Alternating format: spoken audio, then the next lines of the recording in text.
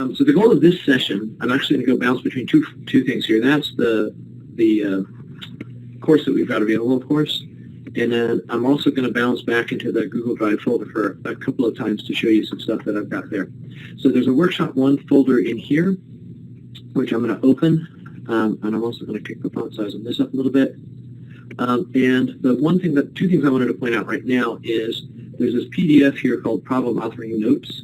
I'm not going to be showing you that right now, but it's a summary of a lot of the stuff that I'm going to be walking through as I go. And so if you're curious to see sort of a formatted outline of the types of things that I'm going to be talking about in this first session, you might want to open that so that you can look at it. And then the other thing I'm going to point out is there's this Workshop 1 AM breakout questions. And so in a little bit, we're going to do a breakout and actually be working on some problems in groups. And at the end of that, we're going to have trying to collect some questions about what's confusing and what we should be covering in the workshop, and that's the document in which we'll want to do that. Okay, so the first thing I want to do is start here. So I've just logged into my WeBWorK course, and we've already looked at a couple of problem sets and problems.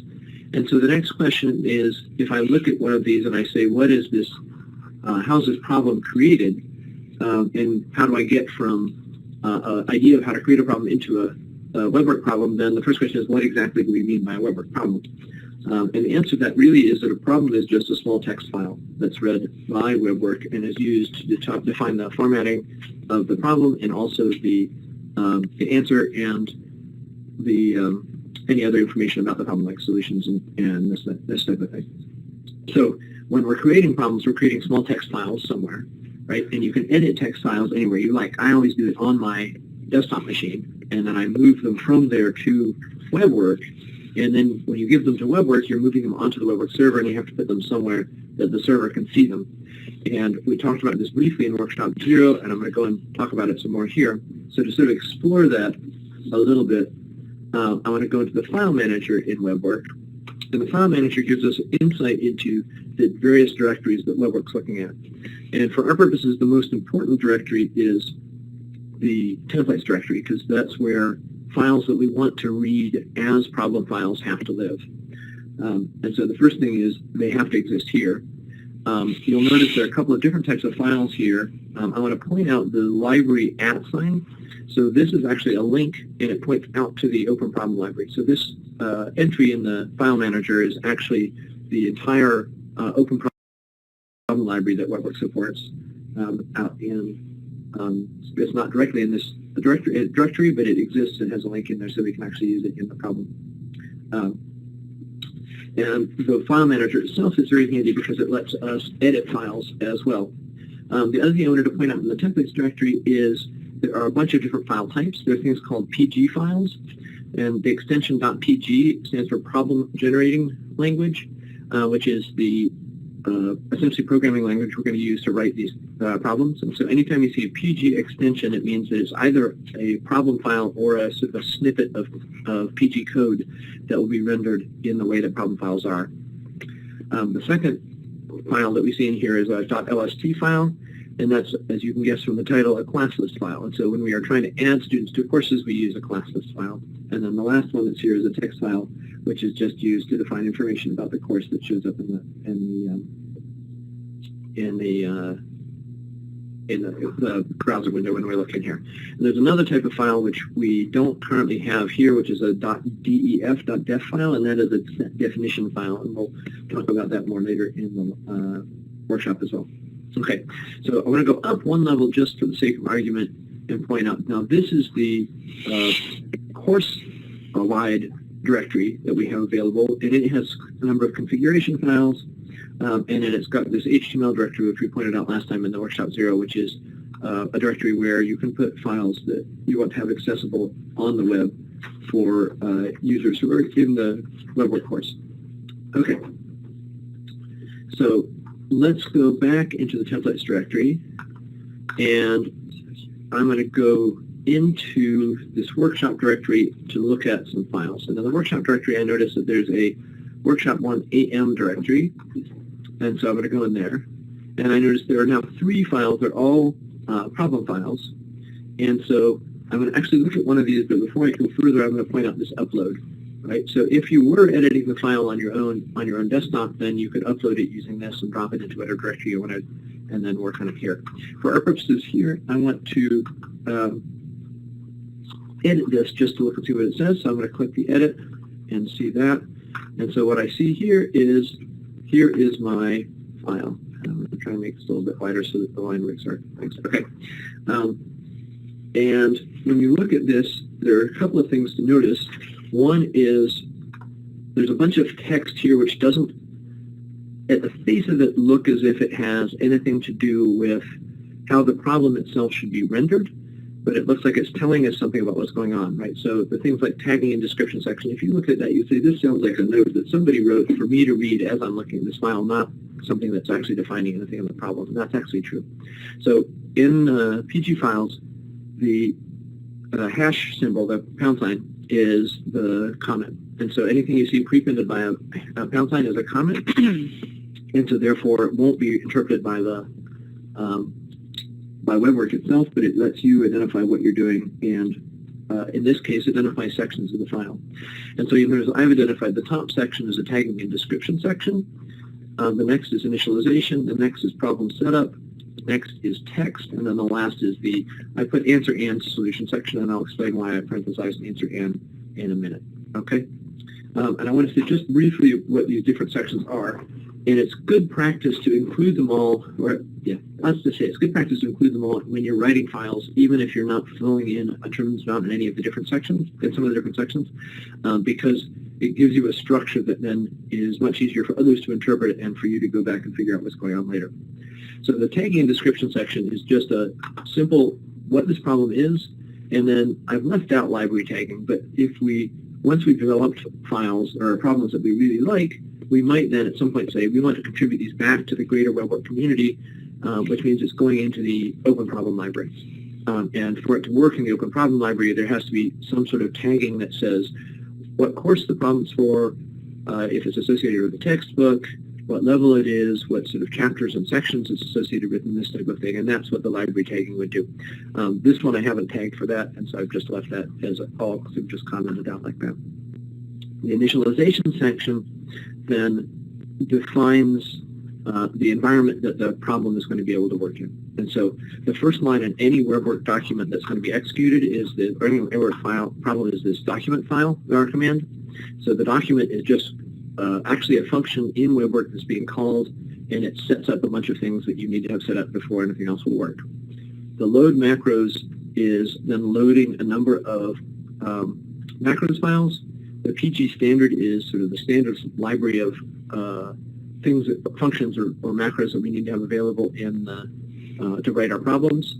Math objects loads a set of almost equally indispensable but not technically required macros and functions. And then the PGML loads the PGML formatting, which we're going to talk about a little bit today, and in the afternoon extensively David's going to talk about that. And then the next one I want to point out just briefly is this context numeric says this is the type of problem this is. So the context can be numeric, they can be vectors, they can be matrices, and so on. So you could say context matrix if you expect that the objects that you're going to be working with in the problem are going to be matrices, and that defines how the problem thinks about input that you're giving it. For our purposes, in most cases, we will have a template file, not unlike this, and so all of this sort of preliminary stuff, the document, the load macros, and the context, we don't ever have to really memorize because it'll be in the template file, and then we'll be editing along and then adjust things when we need to subsequently. The problem setup section is where I'm defining things that I need for the problem itself. And so in this case, I'm defining some variables, and I want to talk a little bit more about that in a minute. I'm defining a variable that's randomly determined between 1 and 5, and then that plus 1. And then the next section, the text section, is the section that's telling us what the student is going to see when they look at the problem itself. And so the text section says, first there's a text begin problem, and I'm actually going to start editing this as I go. And I'm going to put a comment in here that says, what does this do? This just adds some generic problem text to the thing, like e.g. number of points. And so by putting this in, it just puts in a little thing, the header that says this is the number of points that the problem is worth, and then that gets taken care of for me, and I don't have to worry about it anywhere else. Okay.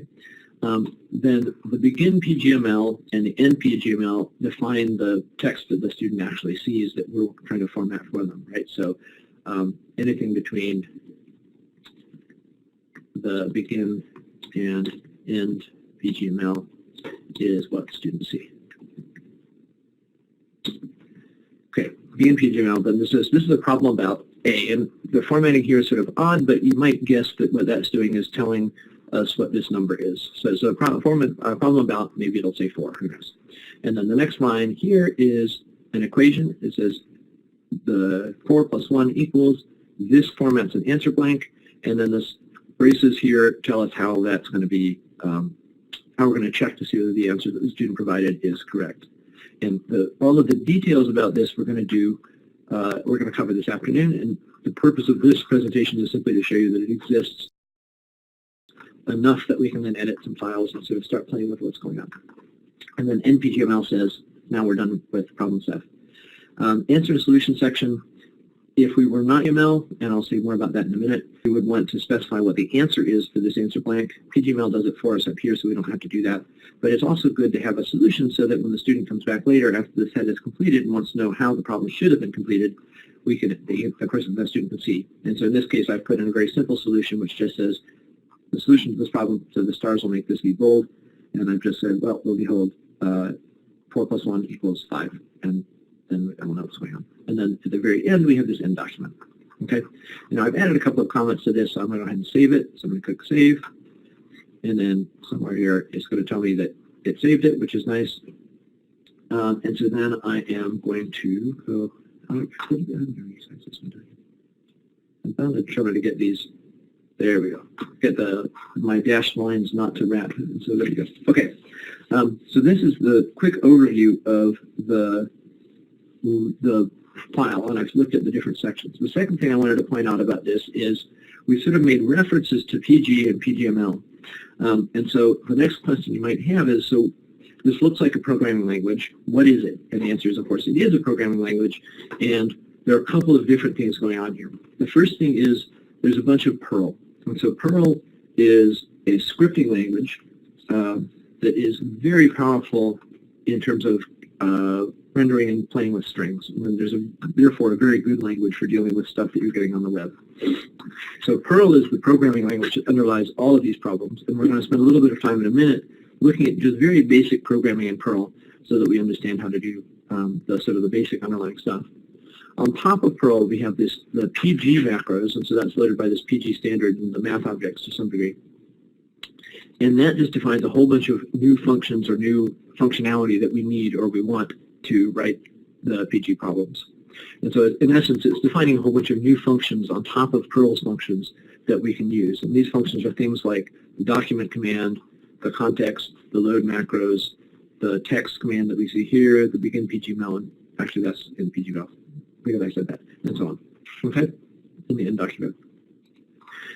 Then sort of interweaved with that is this math objects. The math objects are created by commands like compute. And so I put this compute in here. This then is defining a math object, and that's going to give us access to that. And then the last piece that's layering on top of all of this is the PGML. And the PGML stands for Problem Generation Markup Language. And it defines a set of macros or formatting conventions that we can use when we're actually typesetting the problem that we're doing. And so in particular, when I'm doing the stars for bold in the solution here, that's PGML. The square brackets with the backticks, which define equations, that is also PGML, and so on. And so there are these three layers of things that are going on when we're looking at the file itself. So the next thing I want to, right, so then what's that going to go? Let's see here. I have a bunch of the stuff this written out separately with the Perl, but I want to actually, it's in the PDF that I showed you, but I would actually point it out here. So let's go and look at some basic Perl comments. Right, so the first as we've seen is that pound signs give us comments, and so I could say, let's just comment this file up a little bit. What does the document do? I can say, well, this initializes the PG file. Okay. The load macros then says load some useful PG macros, add others, and so on. Okay, so that's that. The next thing you'll notice is that any command, any line that does not begin with a pound has a semicolon at the end. And so we might notice that that lines end in semicolons, right? So in Perl, we want to end all lines with semicolons. The next thing I'm going to observe is what's going on here. Here I'm defining a variable, which is called A. And in particular, it's got this dollar sign.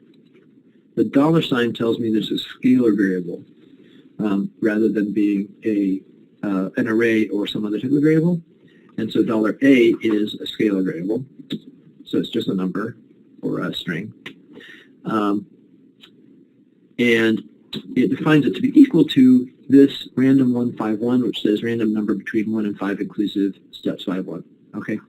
So define a variable A to be 1 through 5 inclusive randomly, right? And the random command is a PG command. And then in the next line, I'm going to define a new variable, define A plus 1 to be A plus 1, right? Excellent. So that's my assignment. And then you might then ask, okay, what other variables could I have? And the answer is, well, there are at least 2 more that we're going to talk about right now. So here's some Perl example variables. And the first one I'm going to use is at, I'll use B, which is an array. And so I could say, here's an array that is a list of random variables. And I'm going to end it with a 0 instead, okay? And so in Perl, they've used $, which presumably because it looks like an S for a scalar variable, and an @ sign for the array. So this is an array or list. Okay. And the other thing that I'm going to point out about Perl in general is Perl is not a typed language. And so I can put both, I can put numbers into arrays, I can assign numbers to scalars, I can also assign strings, and I designate strings with quotes, and it could be a single or double quote in general. And so instead of 0, I could say the string 0, and so now this is just a little snippet of text that's going to be in my B array. And so then you might say, okay, this is now a list of objects. How do I get one of them out? I could say, well, let's see, the B2, so this is the second element of B, is now I want a scalar variable that comes out of the array. To index the array, I use square brackets, and arrays in Perl index from 0. And so this assigns the value, the second value, from B to the variable B2. Okay. And there are also hashes, which in other languages are called dicts, or associative arrays, and I'm not going to talk about those explicitly right now. Perl also defines most of the math functions you'd expect, so things like sine of x, cosine of x, and so on. It also defines functions you would expect to exist in programming language, like joining of, to join elements of arrays and so on. And it defines most of the math operators that you need. One note about Perl and math operators, except that I have trouble type here. Math operators. If I'm going to assign a variable for C equals, if I do 3 to the 4, this actually fails horribly in Perl because the caret operator is a bitwise shift, not an exponentiation. And so if you're doing math in Perl, instead of the ampersand, you really want a double star. And so this is, whoops, sorry about that. This is 3 to the 4th. But don't do that, right? It's not. David's going to tell you a little bit later that if you're sensible in using math objects, then the caret will actually work. But this is simply a Perl expression that's defining C to be 3 to the 4th, and so in that case I have to use the double star. And then the other operators you'd expect to work do like plus, minus, star for multiplication, and slash for divide. Okay, so that is that I'm now, actually I'm going to go back and look at this document just for a second, because this has, I apologize, this is probably not displaying very well as I scroll, but it should come up here. So the reason I wanted to show this is because this is my summary of Perl, which I've just talked about, but I wanted to point out because I've got a bunch more examples here that may or may not be useful. So in particular, I've pointed out here comments are hash signs. I've pointed out scalar variables A and B. I can define a new variable to be A or B with the compute there. That's going to make the answer variable $ANS to be, it's going to be a math object rather than a Perl variable. And this is one of these things, we're going to talk about this a great deal more as we go forward in workshop 2. The next example, I've got arrays are purple, as you can tell in this slide. I've defined an array of 6 elements, 2, 7, 1, 8, 2, 8. The first element is $A0, and so that would be the number 2. The last element is A5. You can also get the last element with negative index. So -1 pulls the last element, -2 pulls the element next back from that, and so on. And then Perl has this funny convention that if you reference the array variable in a scalar context, so here I said $length underscore A, so I've said this is a scalar variable, but I'm assigning to it this array, which makes no sense whatsoever. Perl says, well, that doesn't make sense. You must really want the length of the array. And so then it will assign the scalar variable length A, the length 6 instead, which is sort of convenient on a number of occasions. Okay, the last one, the last data type I mentioned was a hash, also known as an associative array, and these are designated with percents. And so the hash is simply a association between a key and a value. So I can define %A to be associating with the key text 1, WONE, the value 1, 2, value 2. Generally speaking, if we have text on the left-hand, in an assignment, we need to put quotes around it, but hashes actually automatically do that for you. This is one of these things that's good and bad about Perl, is it does a bunch of stuff for you, and as long as you remember what it is, then you can get away with a tremendous amount of saving. And so this is assigning a text 1 as the key to be the value 1, and text 2 has a value 2, and so if I refer to $A squiggly bracket 1, then it returns the value associated with the key value 1, key value ONE. And then their functions. And so here I've defined a bunch of numbers.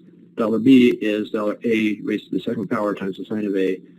$C is the log of A. Notice that Perl's log is ln, not the base 10 log. And then join is a function that associates, or that creates a string joined by the character you specify or the text that you specify out of the array that you give. And so I've given it keys, %A is the list of the keys from the hash A, and then this will produce 1, 2. It might produce 2, 1 because I don't have any control over the order in which the keys come out. Okay, and so that's basic Perl for WeBWorK. I'm noticing a bunch of stuff going by in the chat window. I'm not reading it. I'm assuming that everybody else is taking care of that, so I'm going to ignore it. And I'm going to do slightly more Perl here. Okay, so the slightly more Perl, I'm going to do 2 more things. One is Perl allows you to do conditionals, and it allows you to do loops. So a conditional just says, suppose I want to figure out what, based on some variable I get or some information I have about the problem, I want to change what shows up in the problem, or I want to change the way the answer is defined. And so here's a very simple example. I could define a random number, A, from 1 to 3, and then my condition is if A happens to be 1, notice that in testing to see whether A is 1, I use a double equals, not a single equals. So this says if $A double equal 1, so this is if A has a value of 1, then instead give it the value of 4, and then $B then computes the value 1 over whatever the random variable is, minus 1. And in here you see, oh, well, the reason I have the conditional is because inexplicably I decided to define my variable A to be between 1 and 3, but in my variable B, that's going to be undefined if A happens to be 1, and so I'll redefine it in that case. Obviously, in this, it would make much better sense simply to define A to be a random variable from 2 to 4, but that doesn't then require a conditional, and so therefore I don't get to illustrate this line point that I was intending to make. So there you have it. And then the second is loops in Perl. So a loop allows us to do things multiple times. Perl loop has the same syntax as most conventional languages. And so here what I've done, I've defined an array sin AX to be an empty array. And then I'm going through and saying for $I equals 0. So I'm defining an indexing variable scalar to be starting at 0. I want it to be less than or equal to 5. And then the I++ increments it by 1 each loop cycle. And so what will happen is it'll start off, say, I is 0. It's still less than or equal to 5, so I'll continue. It defines sign the array, the 0th entry of the array to be the value of sign of $I times x. And so it's assigning a math object here, which is actually going to be a function to the array value. Next time around, I is 1, so my sign AX with 1 in it is the sign function with sign of x. In the first case, it would just be the value sign of 0, which will be 0. Next time, it'll give me the sign of 2x. Next time, the sign of 3x, all the way up to sign of 5x, and then it'll stop. Okay, so that, how much have I think I'm more or less on time, but we'll see, is our lightning quick overview of Perl and PG. So the first thing I want to point out is there's this workshop 1 breakout. I think we might have had, this is the royal we perhaps, might have had an issue with making this file actually editable by you. I think it is now, and so if you have something you want to throw in there, that would be great. I wanted to go back to the WeBWorK course and just look at actually one example. I'm picking room 1 essentially arbitrarily because I glanced at these and they all look pretty nice. And they also look pretty close to what I was seeing from all the other groups that I was doing. And so I just wanted to show them here once so that everybody can see the problems that were done, and for the second 2 problems, perhaps something that looks a little bit different than what you had actually done when you did it. So anyway, for the first one, this is exactly what I was thinking. They've assigned a second random variable, b. They've then defined a variable that gives the answer a times b, or a to the b power, and have then used that in the problem. I like that. Actually quite nice. It's a nice problem.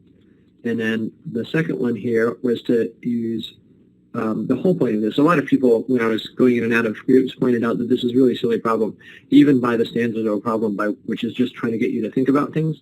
And I agree completely. It is, but that's okay. And so we have this really silly problem, but here's a really nice solution to a really silly problem, which is then to look at the modulus a mod 2. So the percent sign is the modulus operator in Perl. And if that's 0, then you say the parity is the defined variable parity, which is the text even. Otherwise, it's the text odd. And then they put that into the problem there. I want to go over to, where was I? I think room 4. Let's see whether I remember this right. Aha, excellent, right?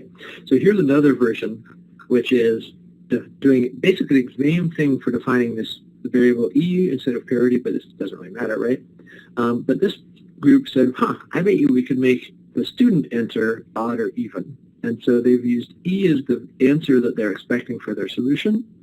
And the only thing that's sort of funny here is that you have to tell the context that even and odd are now strings that should be expected to be input.